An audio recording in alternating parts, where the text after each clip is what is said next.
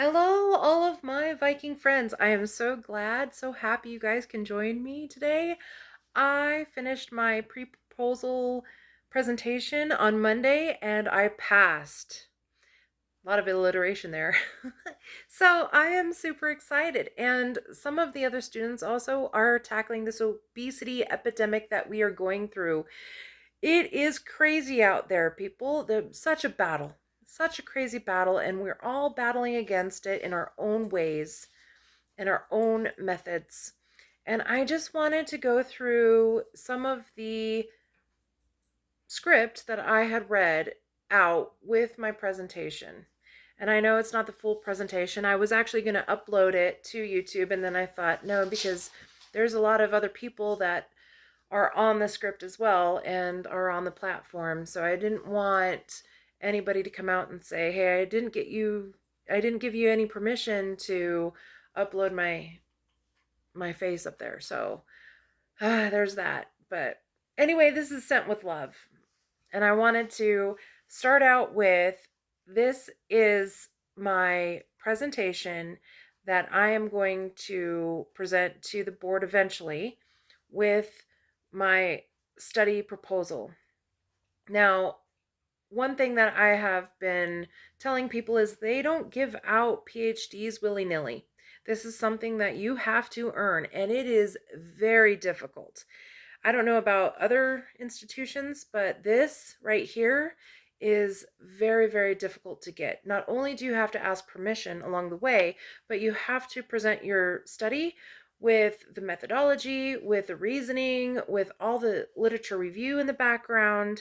You have to have a solid piece of evidence saying that not only will your study be good for the university, but your study will be good for the population, and it's not going to be ridiculous. Basically, it's not going to flounder along the way, it's not going to sour anybody's opinion about things, and it is definitely not going to spoil the reputation of the university that you're doing this through. And one of the other students, I have to just commend her, and I have a special surprise here in a couple of weeks.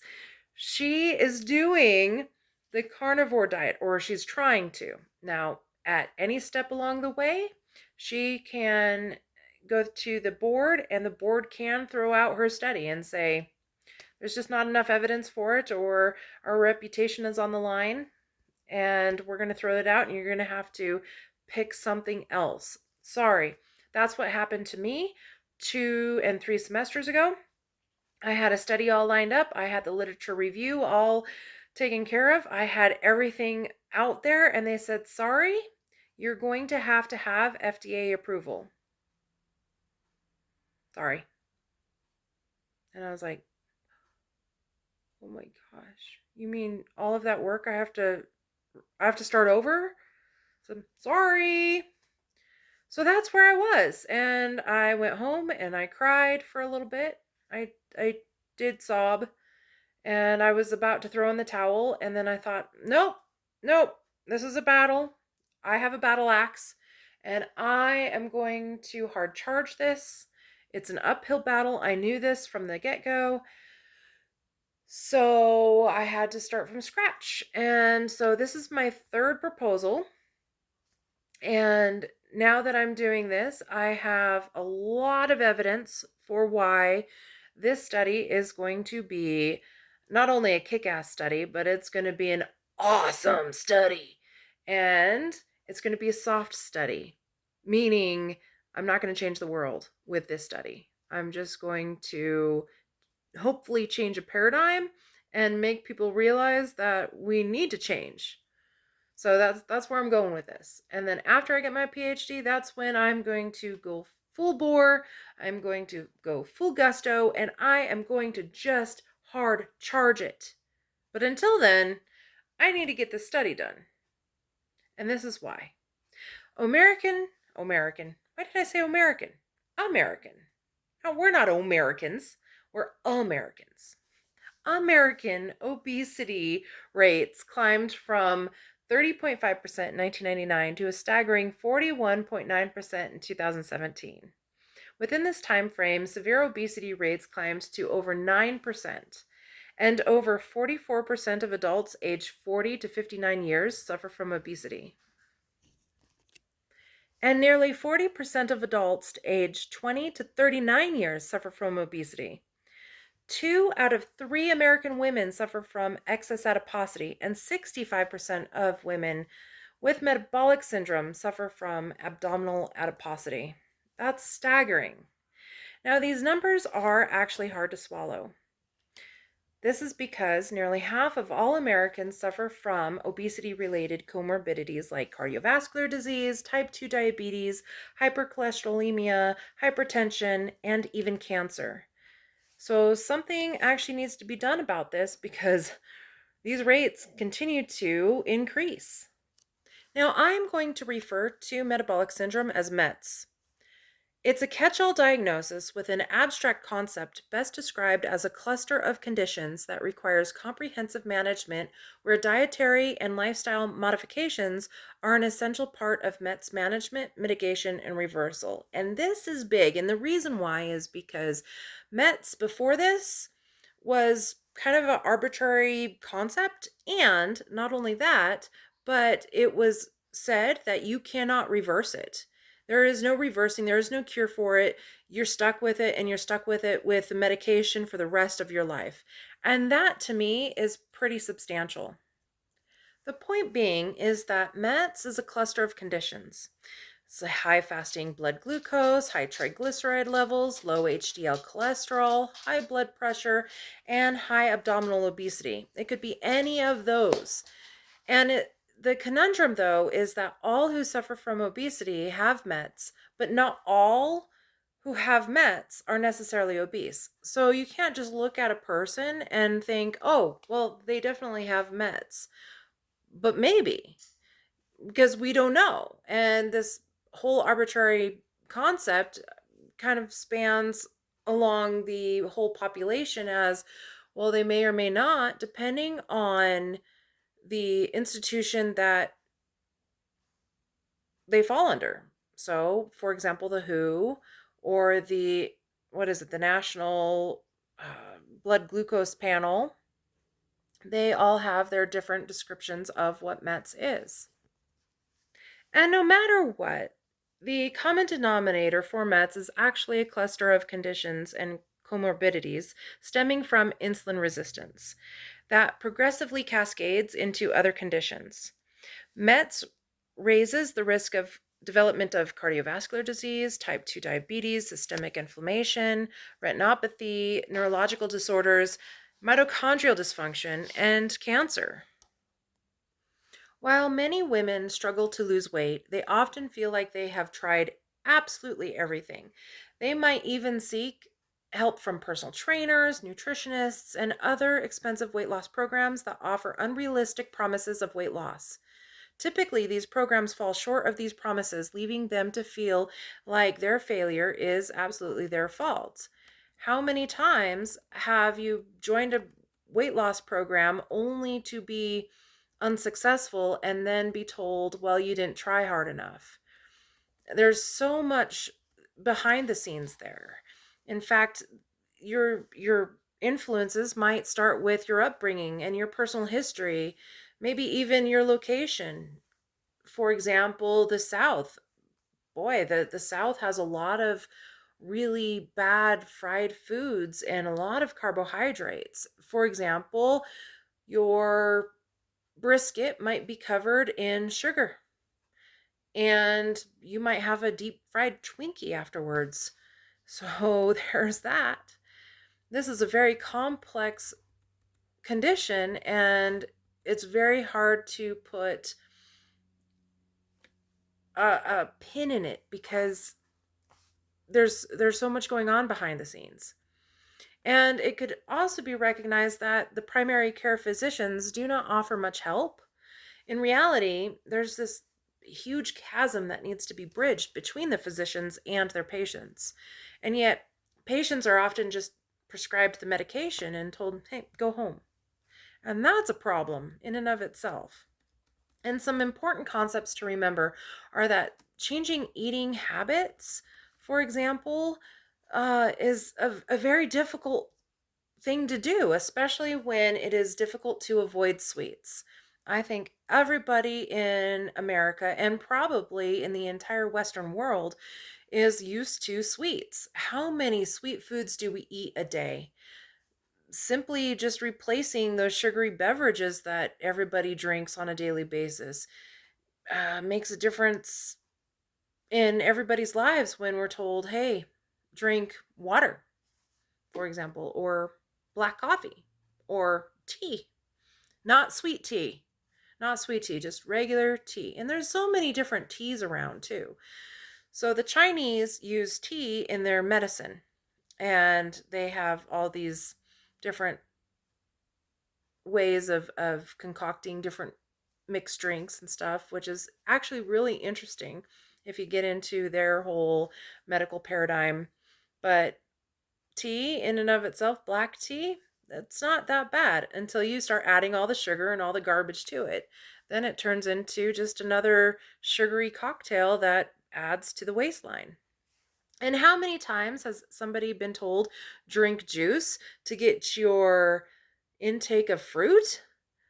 Well, I don't know, let's just tell them to dump a whole bunch of sugar in a glass water and just drink that.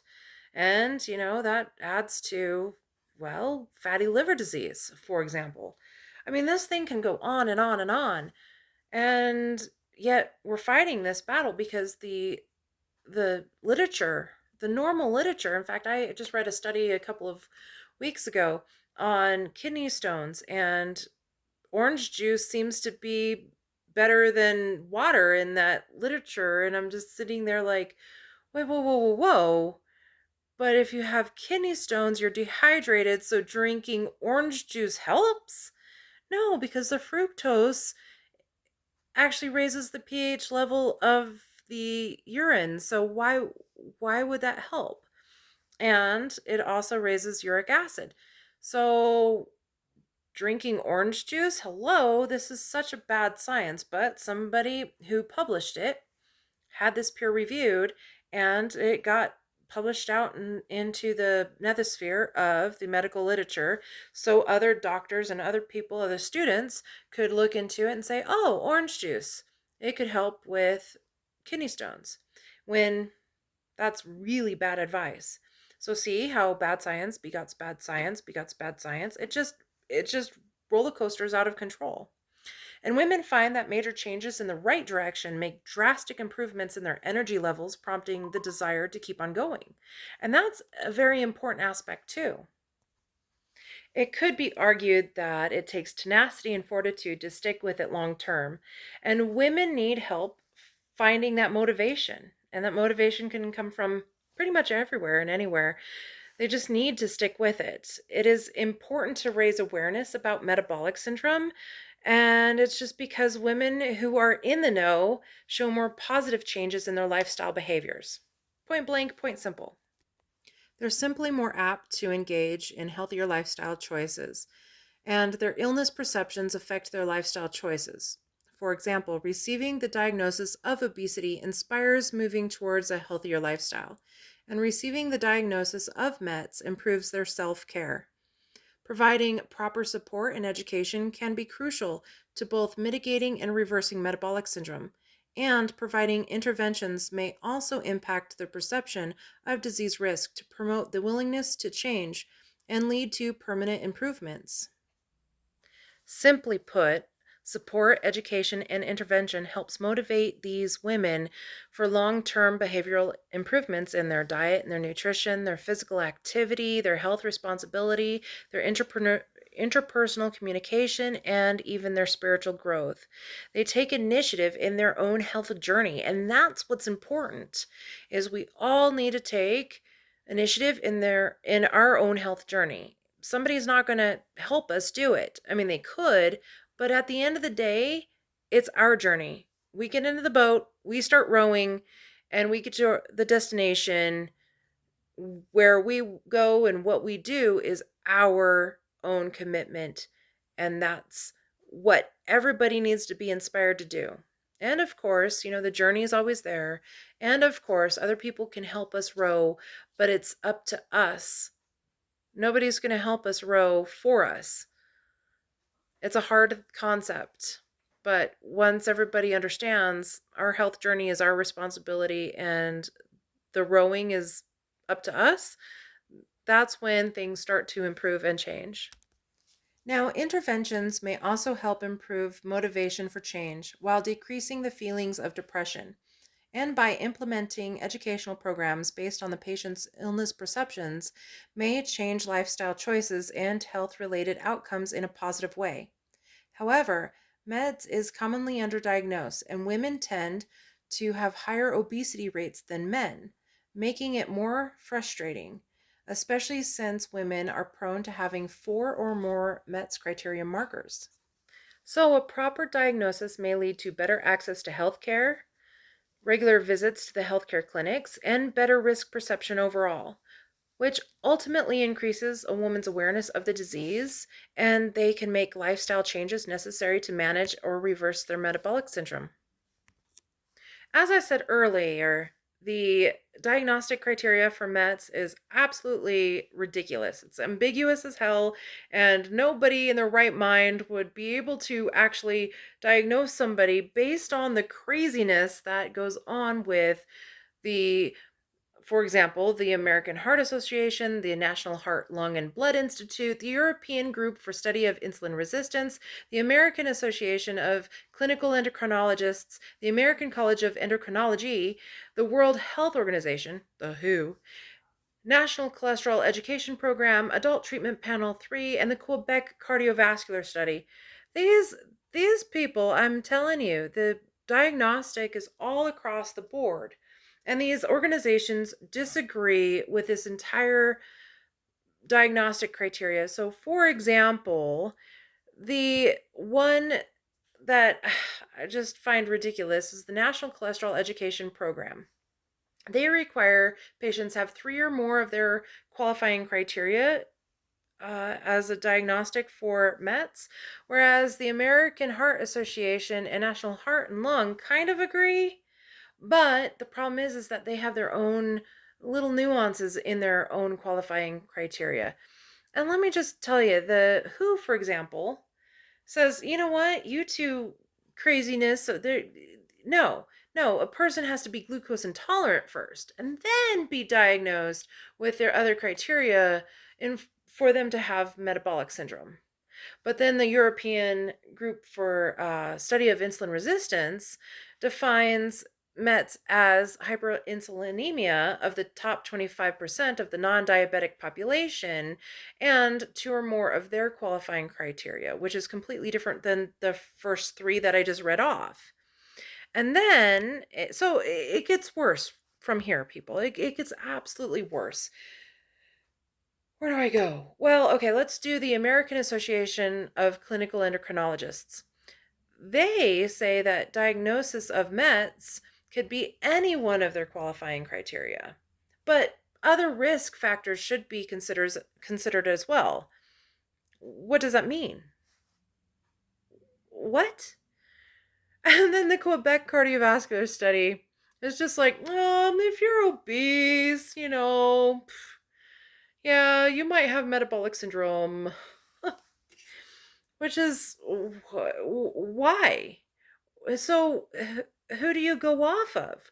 What institute, what qualifications do you go off of? Do you go off of hyperinsulinemia and then maybe high blood pressure? Or do you go off of, well, you might have hypercholesterolemia and then have, I don't know, high blood pressure? What do you do? Are are you talking about waist circumference here, or are you talking about BMI? What are you guys talking about? Come on, get on the same page, people.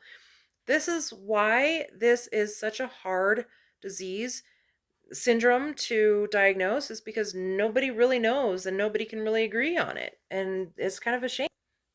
So metabolic syndrome and the treatment, we know that it may be reversible, especially type 2 diabetes, especially if it's addressed early. And the resolution of type 2 diabetes is completely possible with diet and lifestyle modifications. So I'm going to throw it out there. The medications that everybody's prescribed, what does that do? Is that like a free reign to eat whatever you want? I don't understand. So if a person has diabetes and their physician says, "Here, take this medication," are they basically told to go home and eat whatever they want?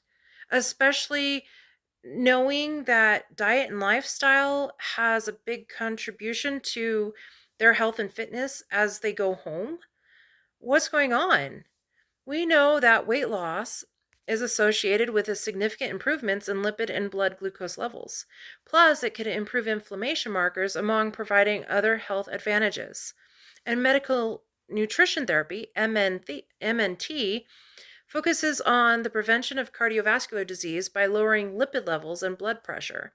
In fact, just moderate weight loss, about 5 to 10% of the initial weight, not only reduces blood pressure, but helps reduce fasting insulin concentration, inflammation, cholesterol levels, and triglyceride levels. So this is huge, and yet patients aren't being told any of this? What's going on? Making necessary dietary changes can make a significant difference in health. We're looking at both calorie reduction and carbohydrate reduction. They showed significant improvements in BMI, waist circumference, hypertension, blood glucose levels, blood pressure, insulin levels, and insulin resistance. And hey, they're all metabolic markers. So, any of these institutions that I just listed, dietary changes fixes all of that. It fixes all of these metabolic markers. So these institutions can't come along and say, sorry, you have type 2 diabetes. Sorry, you have hypercholesterol. Sorry, you have hypertension. You're going to have to take medicine for the rest of your life and you're just going to have to go home and suck it up. Yeah, no.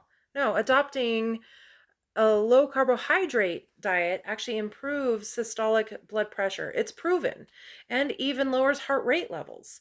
And dietary changes, when combined with aerobic exercise, improves METS markers by 95%. 95%. Wouldn't you want to know that as a patient?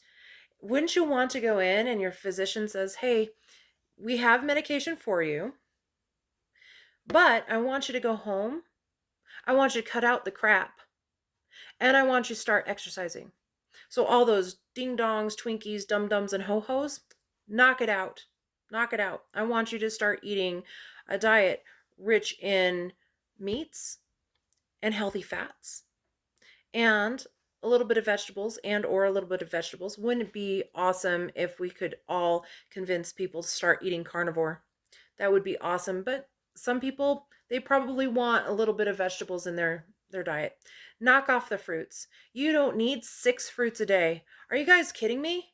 Especially canned fruits or jams or jellies or any of those. What are you guys thinking? Let's just add sugar to sugar and let's eat some more sugar. No, stop eating the sugar, guys. Stop eating the carbs. Stop eating the crap. Start eating the right foods. And then your physician says, I want you to start exercising. Incorporating physical activity into the lifestyle change is very important. Exercise promotes 30.5% METS reduction after only 20 weeks. Just 20 weeks of aerobic exercise. Come on, people. That's as easy. And you could walk the dogs, for example. I go to the gym almost every single morning and I do an hour at the gym and then I walk the dogs at least 2 to 3 miles a day. It's not that difficult. And moderate intensity exercise is only shown to be effective in METS markers after vigorous activity is extended, but you don't need it vigorous activity.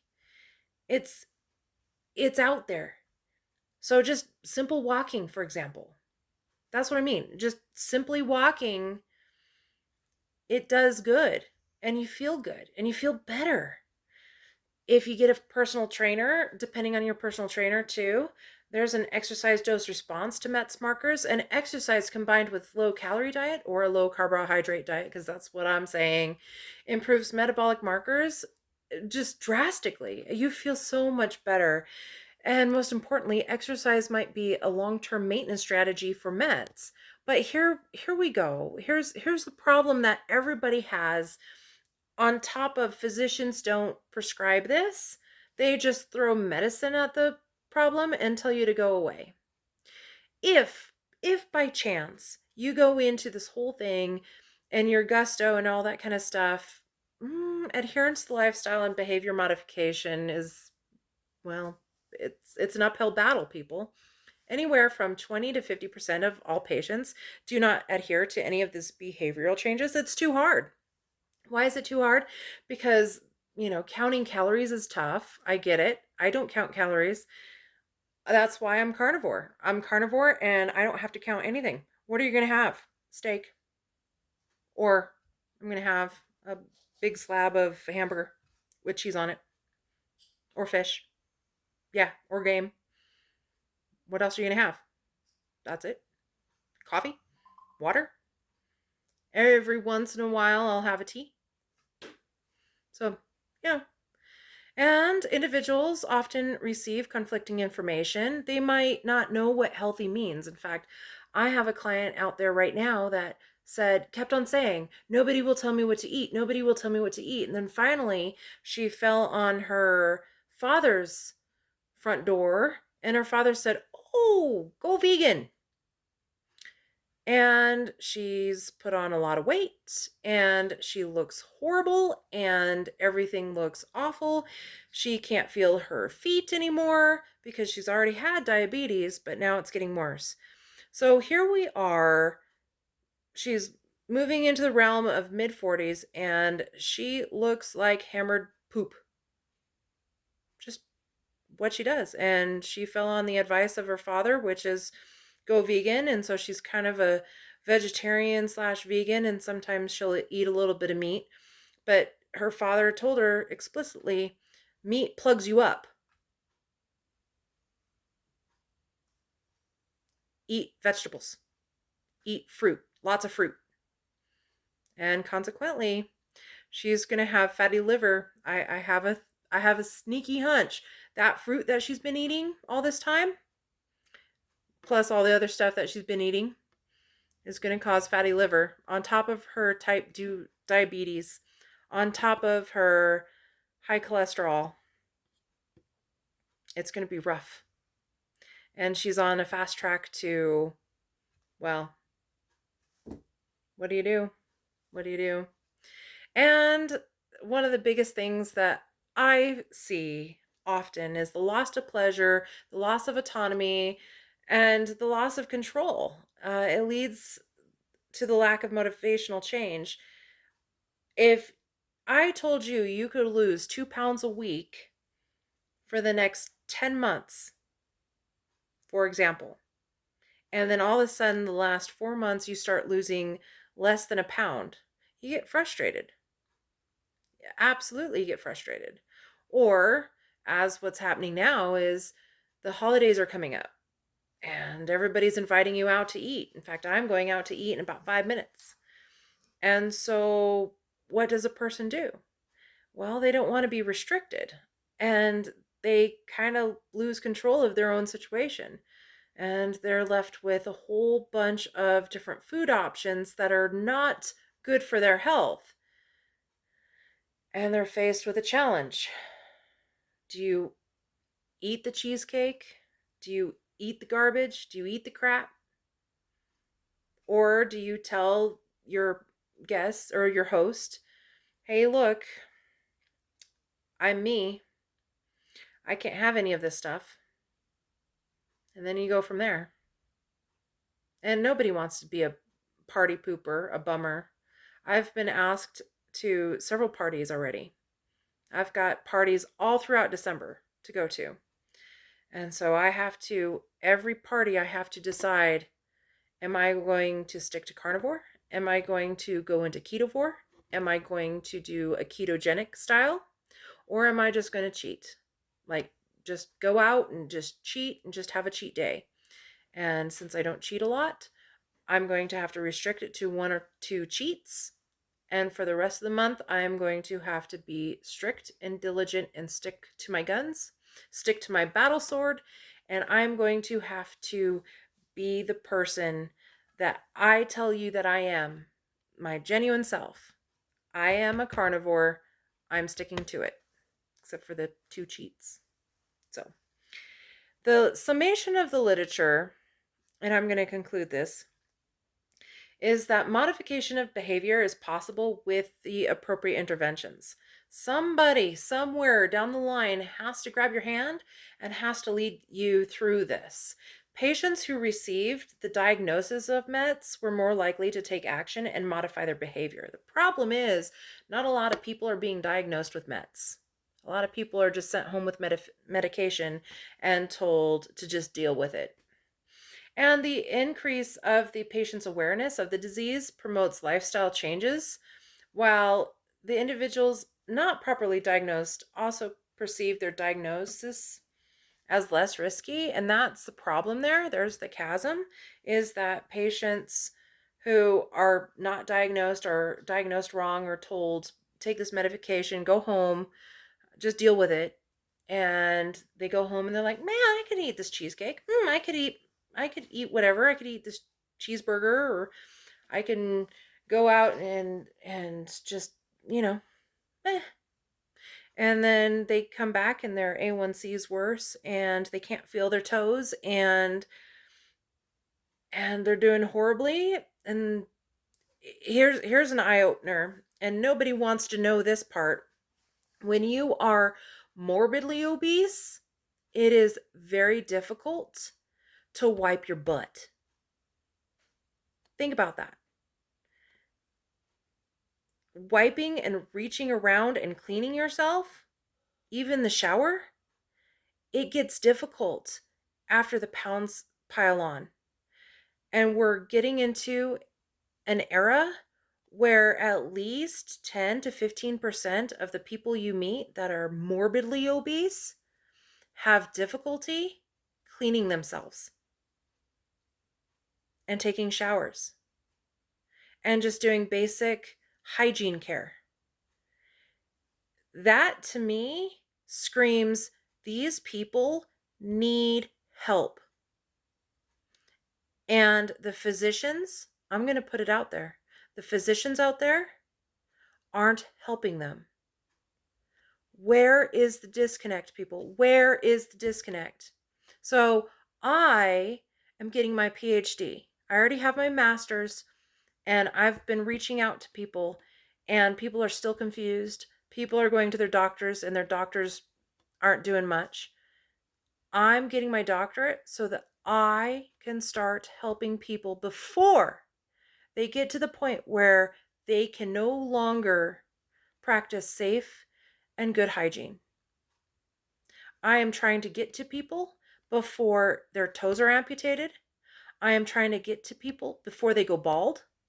And I am definitely 100% trying to help people before their health declines enough where they get cancer, they get cardiovascular disease, they get hypercholesterolemia. That's what I'm trying to do here. So, metabolic syndrome is a multifaceted problem with various complexities, many factors including personal history, geographic location, culture, and religious views all make an impact of how metabolic syndrome is diagnosed, is processed, is perceived. And the interwoven complexities make it a pressing topic of discussion, especially as many women and men grapple with the ongoing challenges of its comorbidities. That's the problem. We understand that properly diagnosing METs and providing long-term educational intervention strategies creates a motivational factor. All these motivational, motivational factors, and inspire these people to modify their behavior and change their eating habits. They need to change their eating habits and increase their physical activity. How hard is that? We know how important it is to raise the awareness of metabolic syndrome. We need to combine these institutions and say, here is a solid diagnosis. You either have it or you don't.